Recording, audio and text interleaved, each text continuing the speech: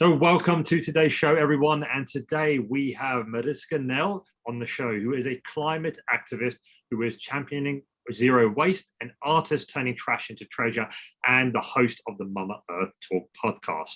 Now, Mariska was selected as one of the 12 environmental thought leaders in the UAE, and her mission is to create awareness around waste and to change our perception of waste from something that we just throw away to a resource that is misplaced. She provides tips and advice for living a zero waste life and turning trash into treasure through her blog, her podcast, her YouTube channel, and her social media channels. So many channels there to look at. So welcome to the show, Mariska. Thank you for joining us. It's great to have you here. Oh, thank you so much. Thanks for having me, guys.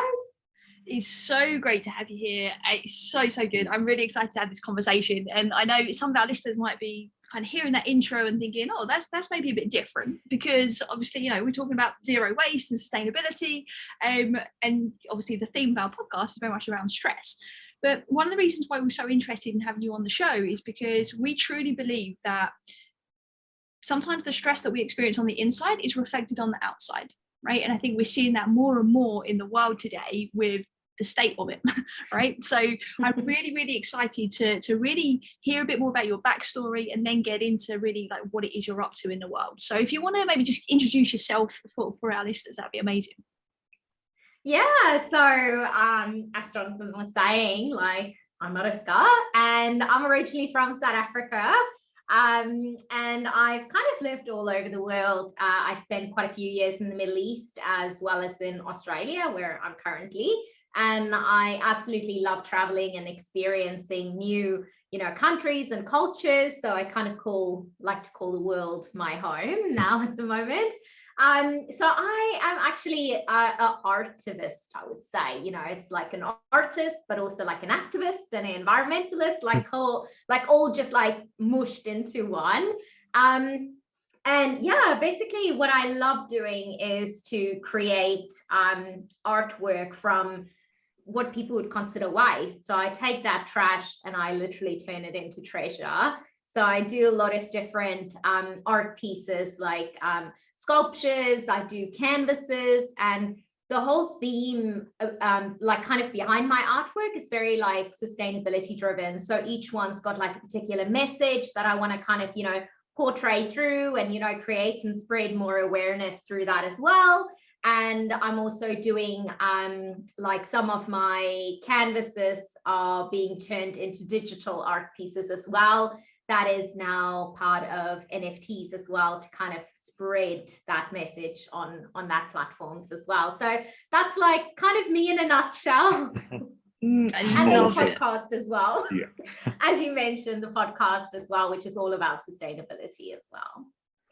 I love it. What I really love is there's just so many facets to what you do, and you can clearly see that these are things that you're passionate about, that you just completely embodied and then turned really your whole profession and life into just this beautiful expression, which I think is fantastic. Yeah, absolutely.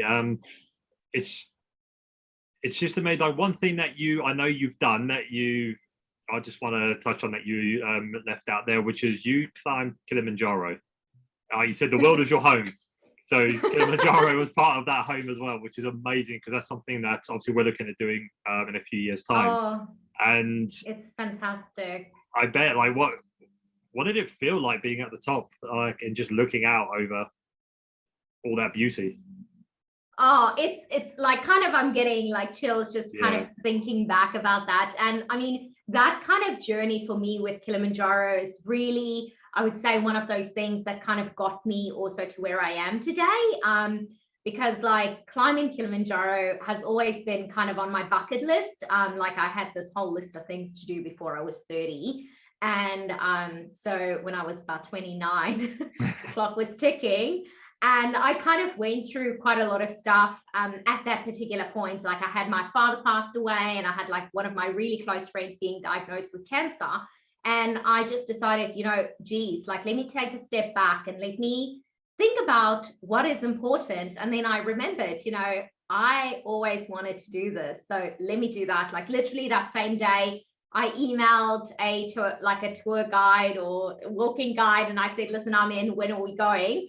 And it's It was challenging, I would not lie. Like, honestly, it was probably the hardest thing that I've ever done. I was not really fit at that point.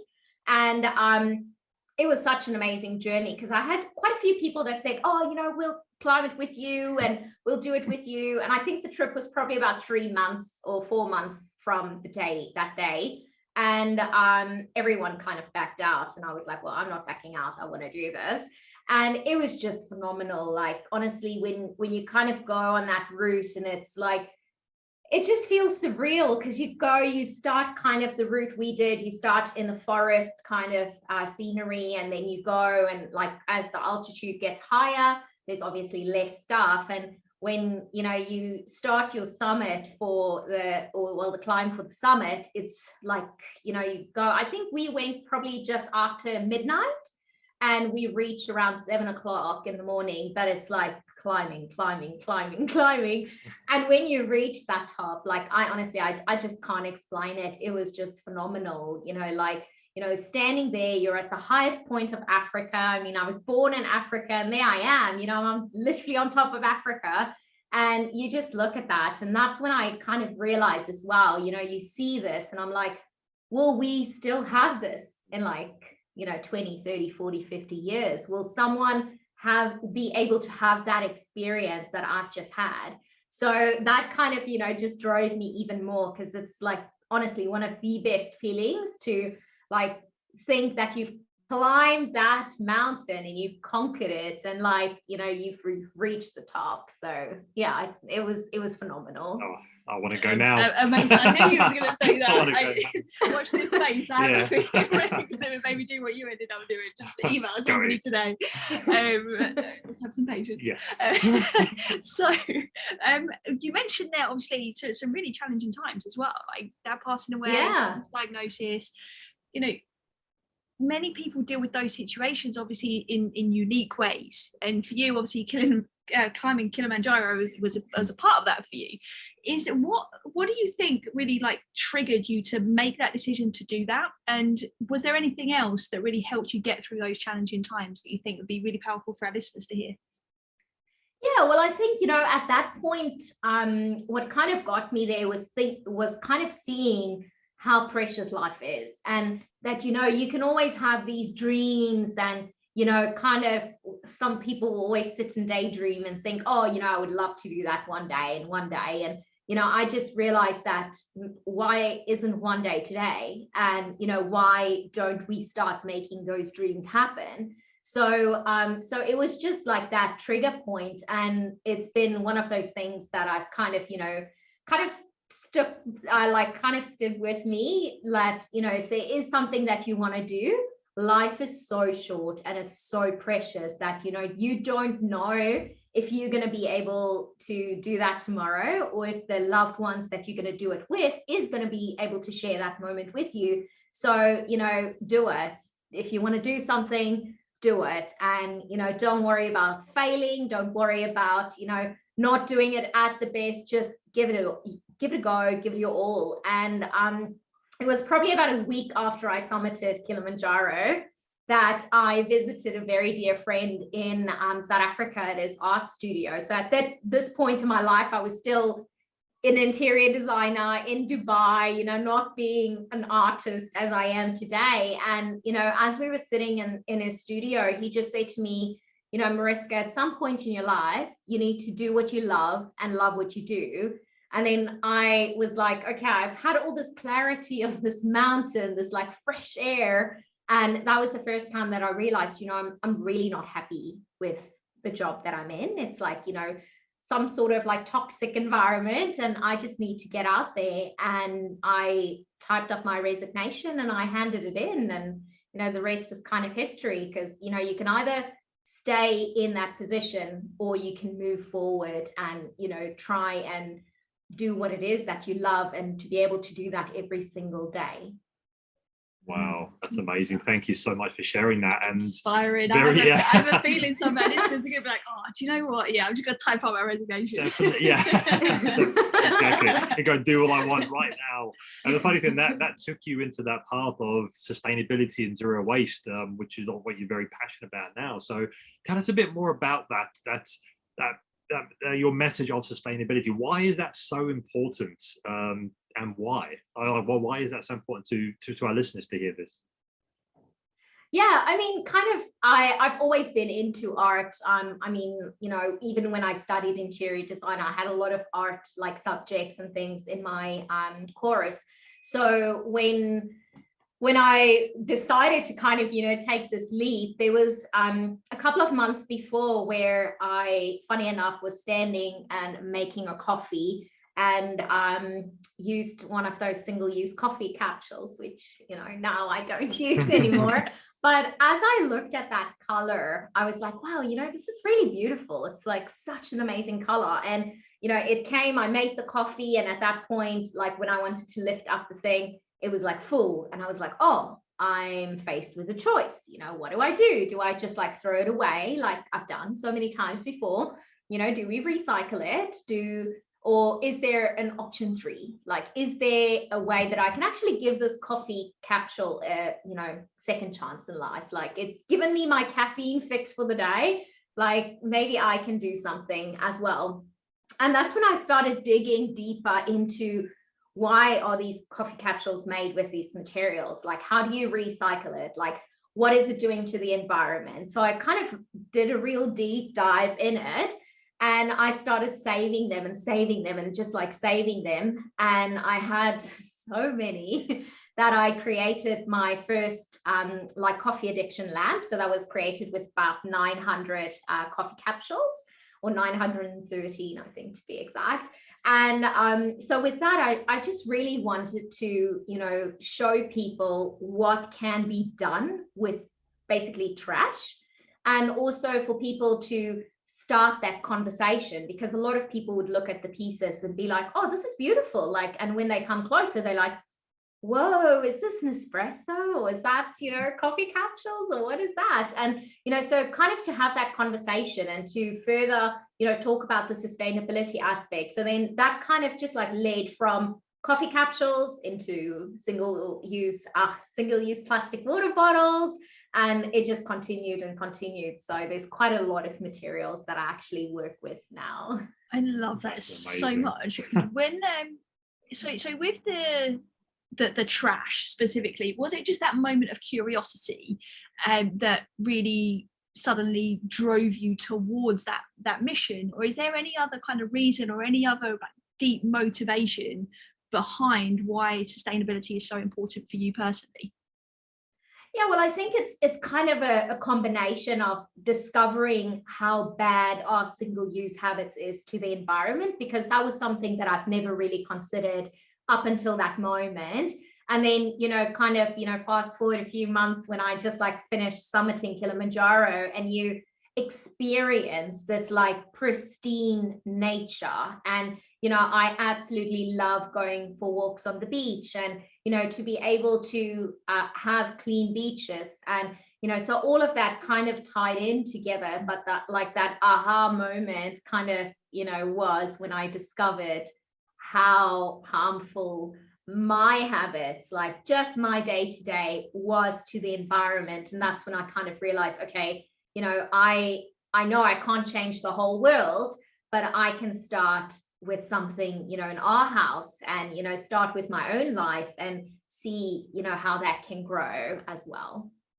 And look at where that's led you. Like, you're leading the way with innovation and art and expression and starting conversations. And that's so powerful. It really is. That's true leadership in my eyes, 100%. Absolutely. Well, you done something amazing, like so powerful in 2018, where you took trash to the streets of the UAE. When I read that, I was like, you wore all the trash you generated for everyone to see.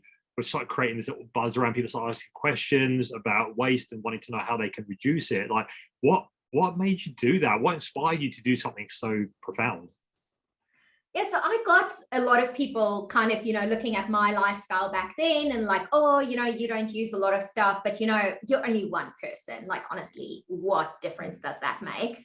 And so me and a very dear friend of mine, Marita Peters, we decided, listen, let's like take that on. Let's show people exactly what one person can do. So what we did is we did the 30-day challenge, and we were also inspired by environmentalist Rob Greenfield, because he did this challenge in New York.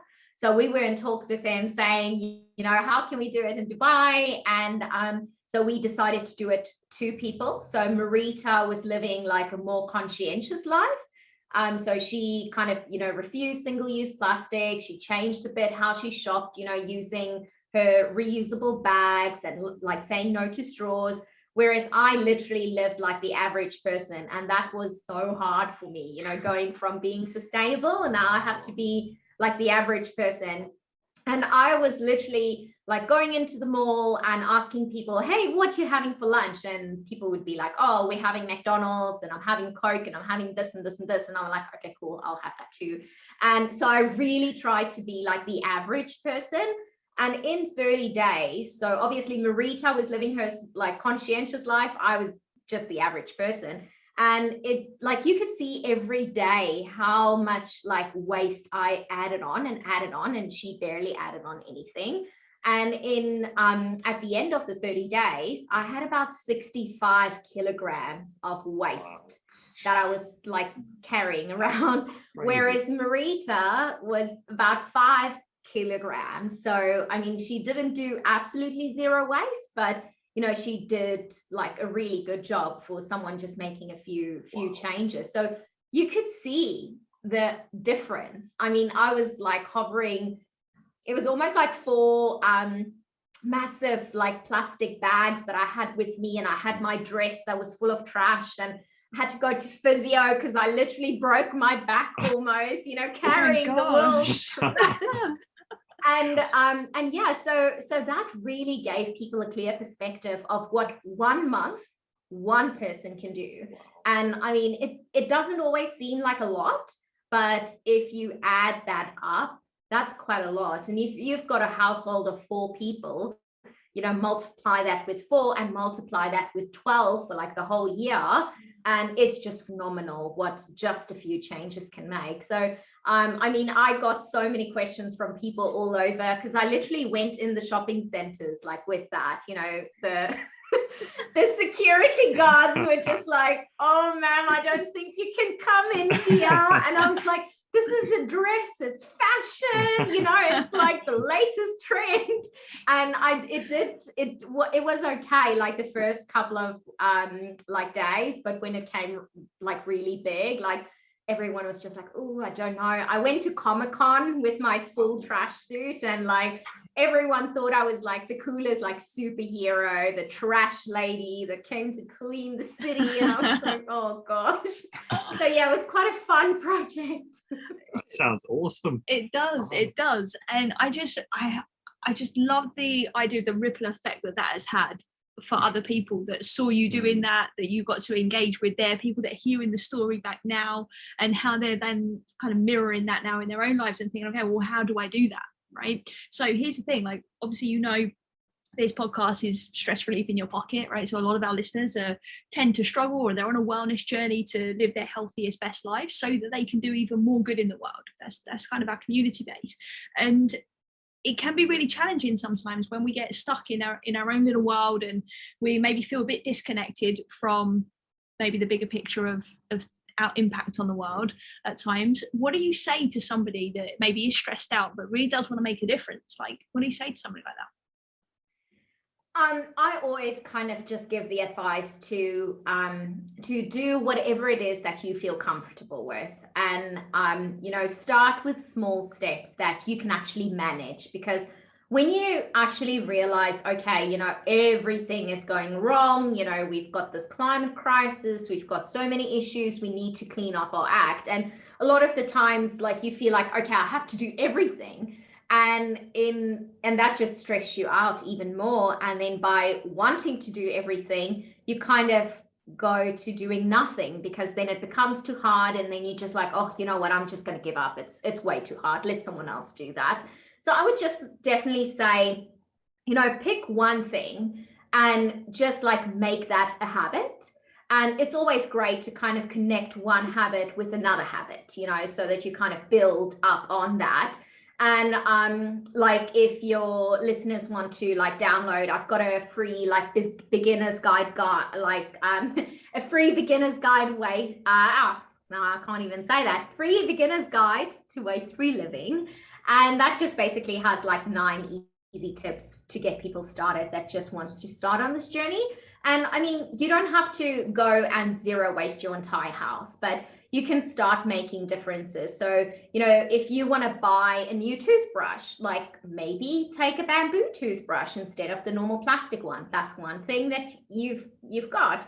If you need to buy new razors, maybe invest in something that's got a little bit more sustainable, like those old school razors, you know. Or you can even like something really simple. If you're going out for a drink, you know, just like tell the people no straw, because I mean, it's so obvious we can all, or most of us can drink out of a glass.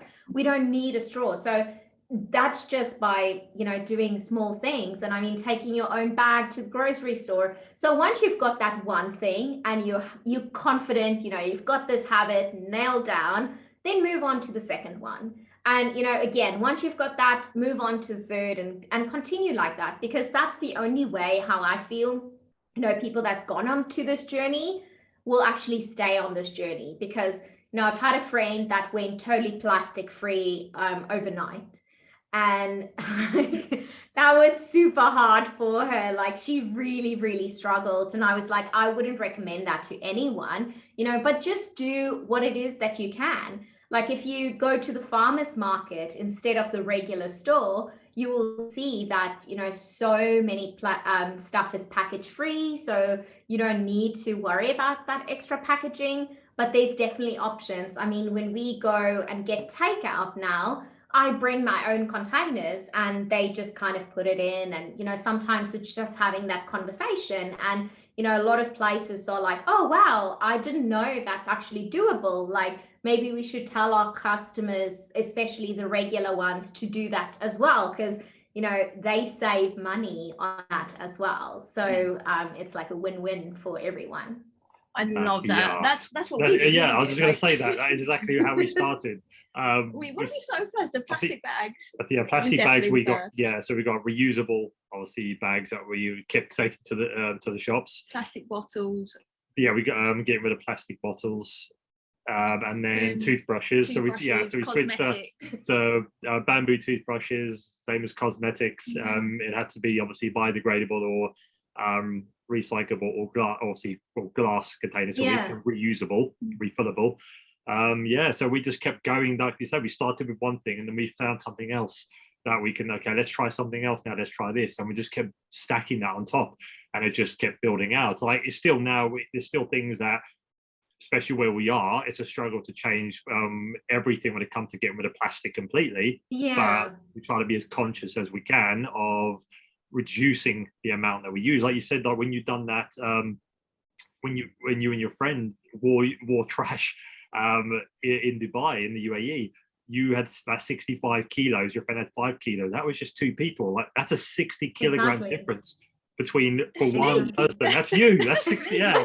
Like that's crazy. Just like everyone just became more conscious. Like you said, it don't have to go like from one extreme to the next and go completely 100% plastic free or sustainable like straight away, because like you said, it can be very, very difficult and challenging to fit that into your life.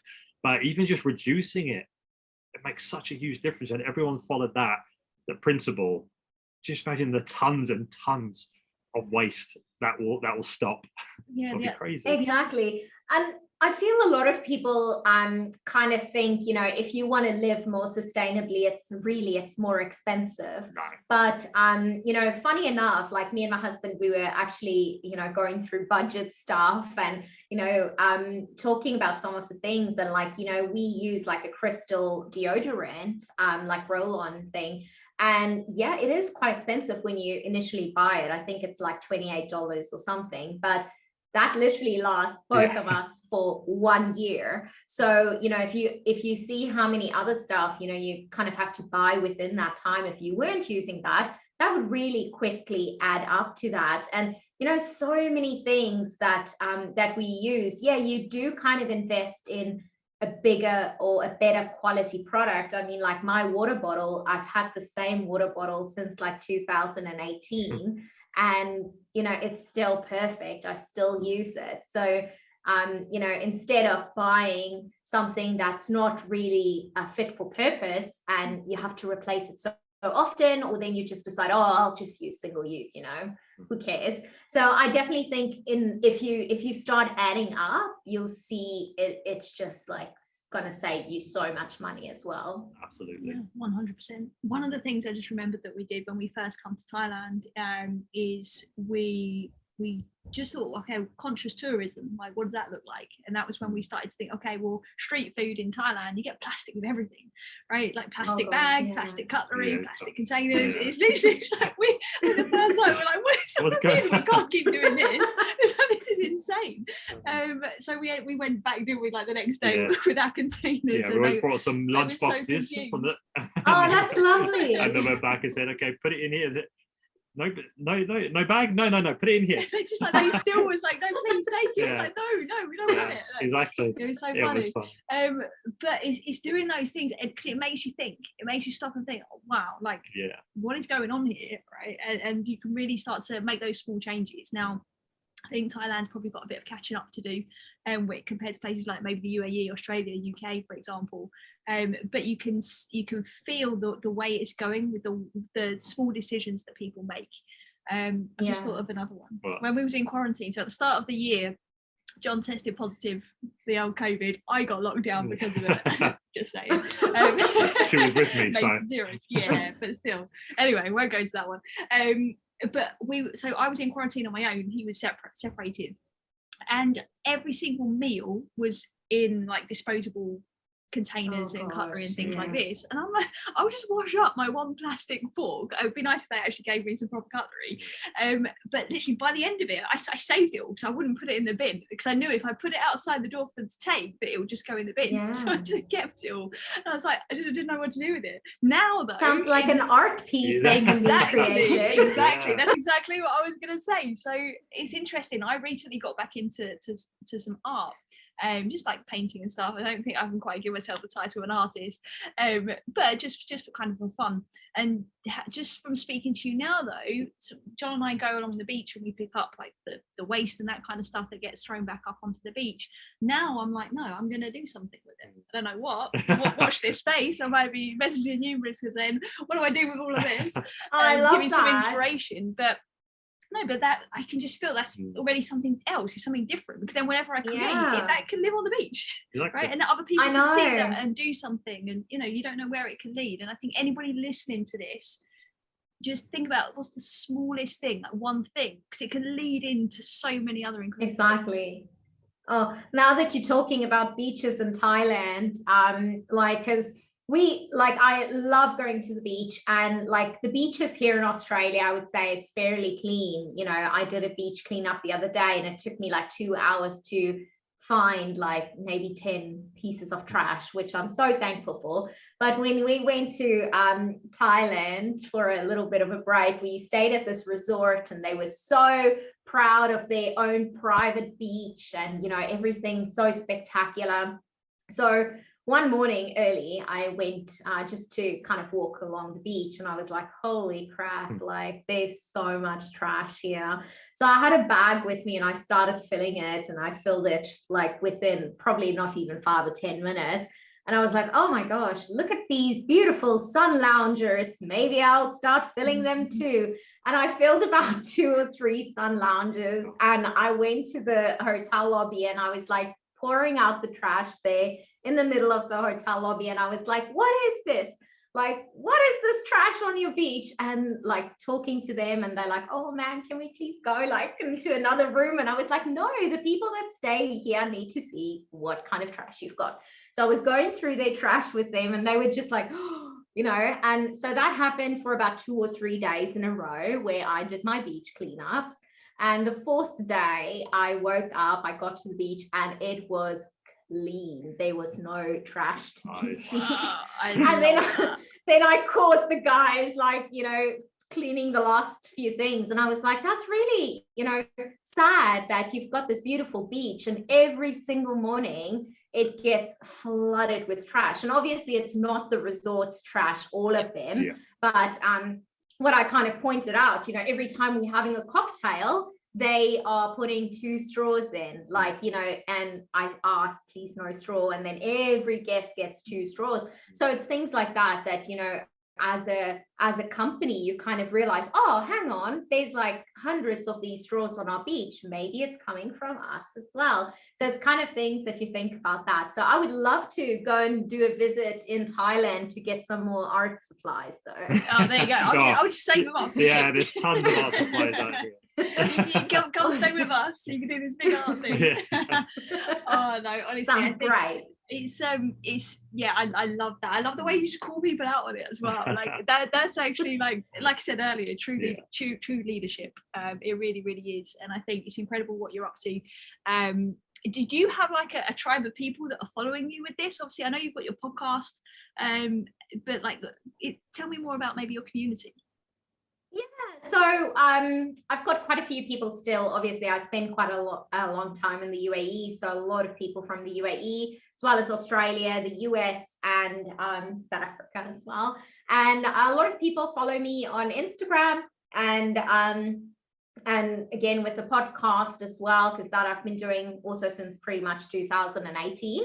And the podcast was actually started because of that Waste Me Not challenge, where I wore my trash, because I just felt I had to answer these people's questions in some form. So that's when the podcast was born.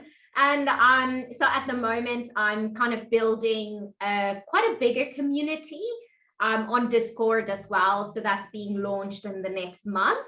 And that's kind of more connected to my NFT project, which I'm launching. And kind of the whole thing with that is to be able to give back to the community. So I've selected like 3 organizations that I work close with to support them with, you know, sales, and also, you know, some of the elements from the NFTs, also, you know, shining a light on the stuff that's causing pollution, as well as the people, well, species that basically pays the price the most, like our critically endangered species, and you know, all of them. So that's kind of all linked in all of that. And so there's quite a cool community that's starting to be built around that as well. So I'm really excited about that.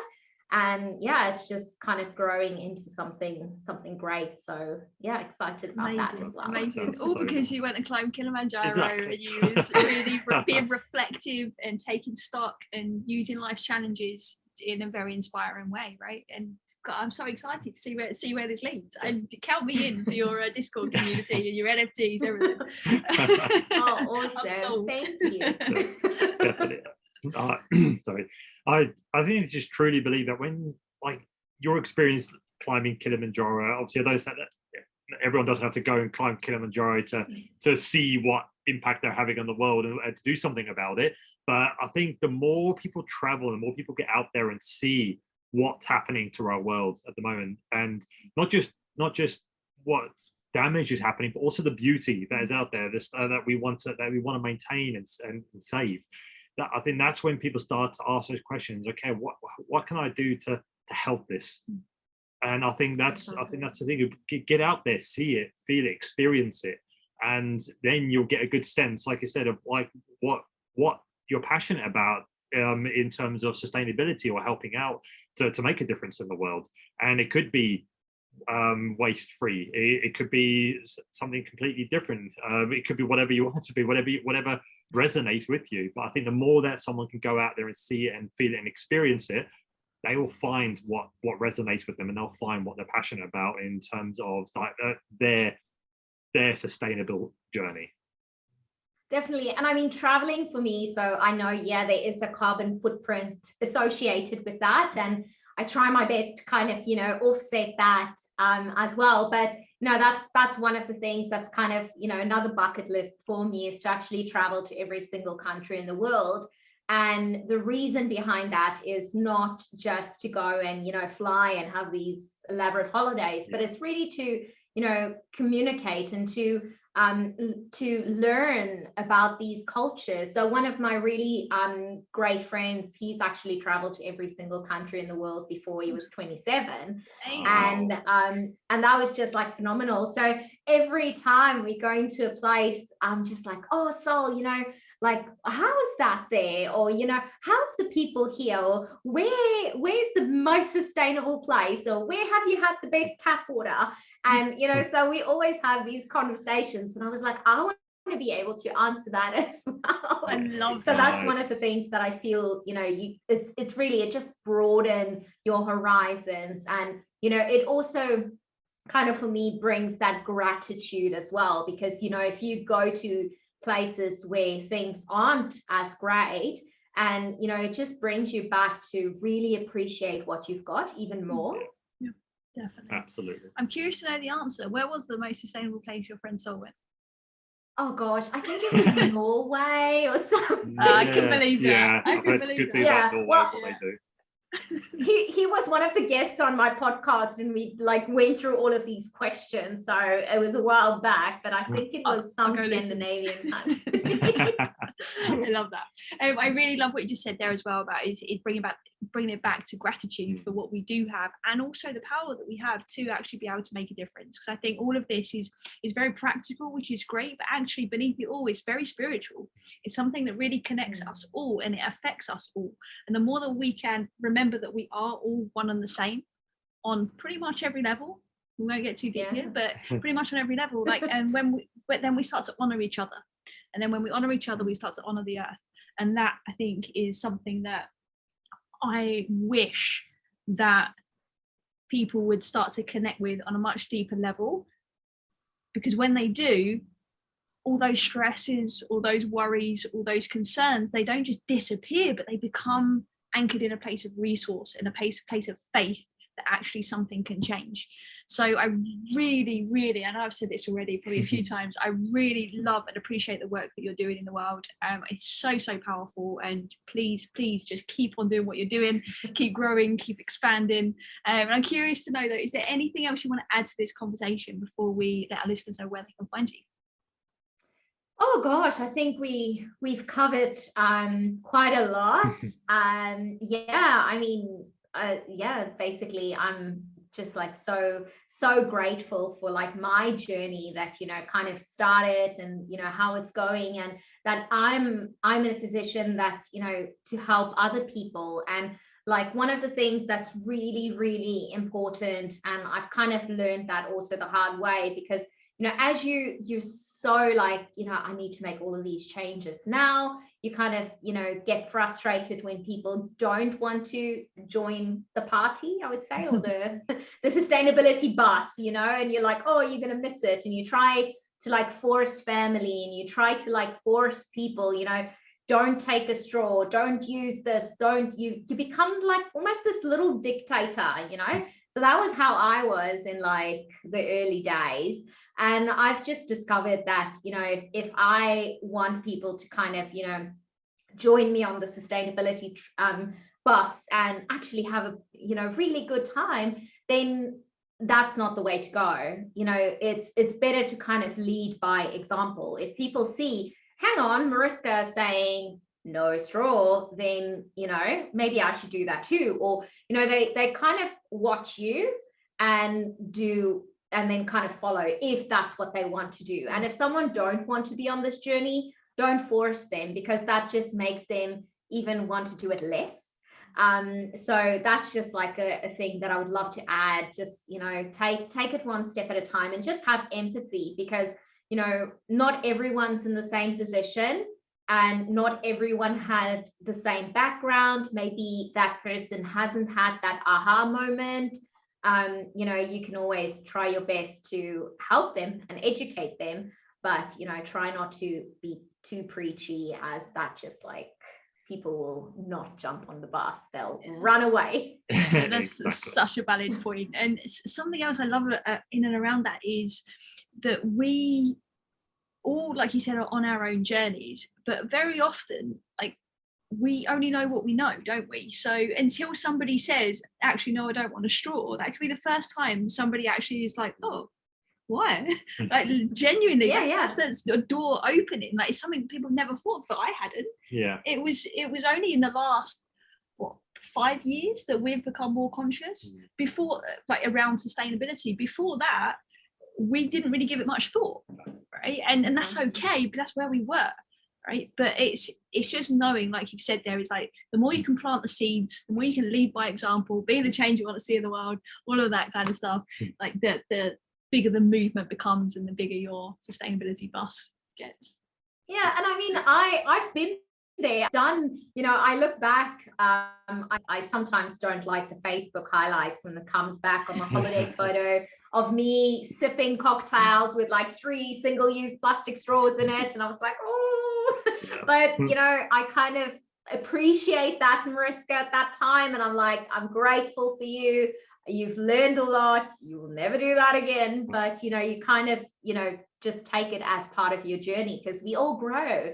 And it is sometimes great to actually see where you were and where you're today, and kind of, makes me excited to see what's going to happen in another few years. Nice, excellent. That's beautiful. I think it's a very nice way to finish it off from there. So let our listeners know, where can they find you if they want to know more about what you do or really get involved with your sustainability bus? Yeah, sure. So the best place would probably be on Instagram. So it's just at Zero Waste Mariska, Mariska for Mariska. And they can listen to the podcast as well.